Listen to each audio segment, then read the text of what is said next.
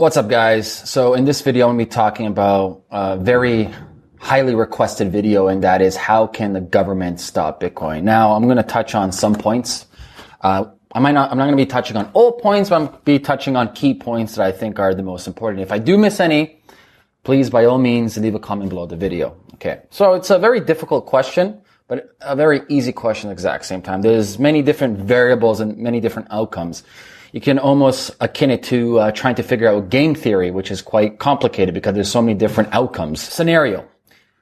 The government wants to stop Bitcoin. Let's say they start just banning it. For example, it's banned in Venezuela. It's banned in other countries. Well, what happens? Everything goes underground. Same thing like when they banned alcohol over here with Al Capone. Well, guess what? It's underground. Same thing with half the drugs banned, like psilocybin and DMT and MDMA. It goes underground. The more you ban something, the more people get access to, and the more people go behind your back. So the key or the moral of the story is don't ban it. So banning it won't stop it. Okay. So that's out of the way. Legalities is not going to stop it.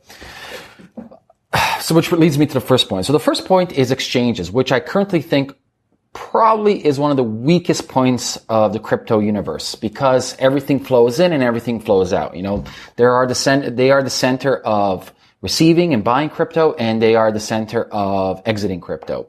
Now, what the government can do with exchanges, because they are a centralized server, they are a business, they have liabilities, they have people who are owners and CEOs, they can literally just go to exchanges like we saw in China and be like, you're done, period.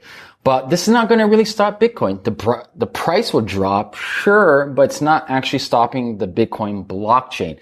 It's stopping a lot of people from having access to Bitcoin. But then again, we have services like local Bitcoin where I can just go to peer-to-peer. And that's the whole purpose. I think, I would ideally like to see exchanges disappear in the future. I think it's an oxymoron. The whole idea of having a centralized player control what I can buy and when I can exit defeats the whole purpose of crypto in the first place. So that's what the government can do. They can literally go shut down exchanges, which will temporarily decrease the price of all cryptos, okay?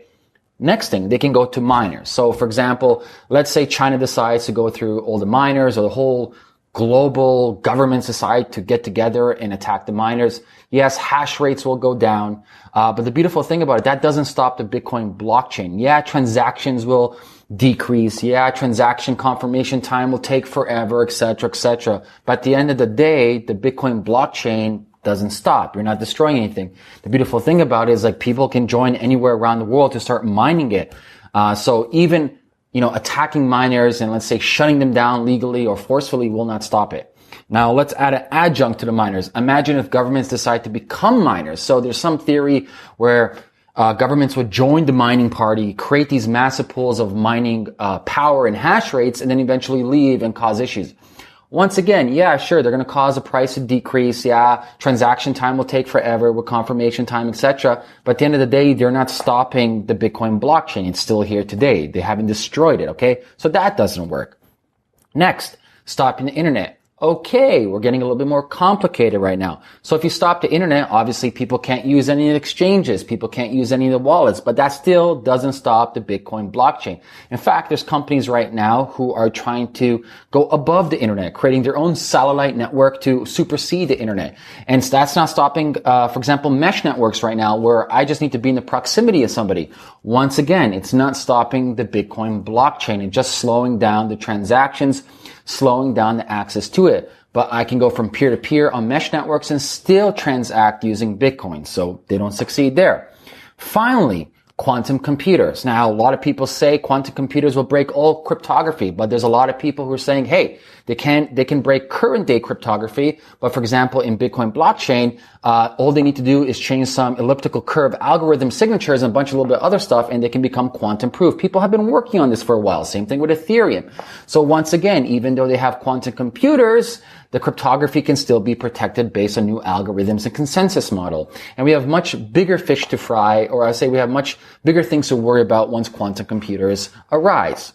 And finally, FUD campaigns, which we just saw, for example, with China, and we just saw with Jamie from JP Morgan. Yeah, you're going to cause FUD, and the price is going to decrease, and a lot of people are going to panic, and a lot of speculators are going to lose money. But that doesn't stop the Bitcoin blockchain. So at the end of the day, they can put any regulations and laws they want.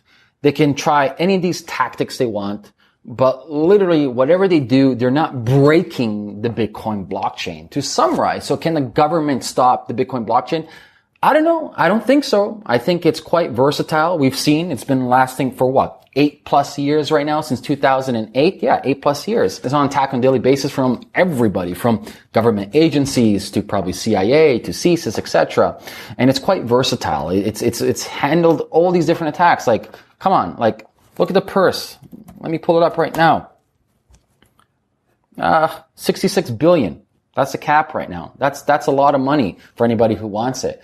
So I don't think so the governments can do much. What I think they can do is I think they can definitely control the inputs and outputs of buying crypto. I think they can control the marketing manipulation of crypto. So the mindset, the perception of crypto. I definitely think, and I know they've done it a million times, they can control the price with FUD campaigns. But to actually break the Bitcoin blockchain so it's useless, I don't see them doing it. Now, I would love for some of you to prove me wrong because I want to educate myself a little bit better. So if you figure out a way that they can actually do it, leave a comment below this video and I'll talk to you guys soon. Peace.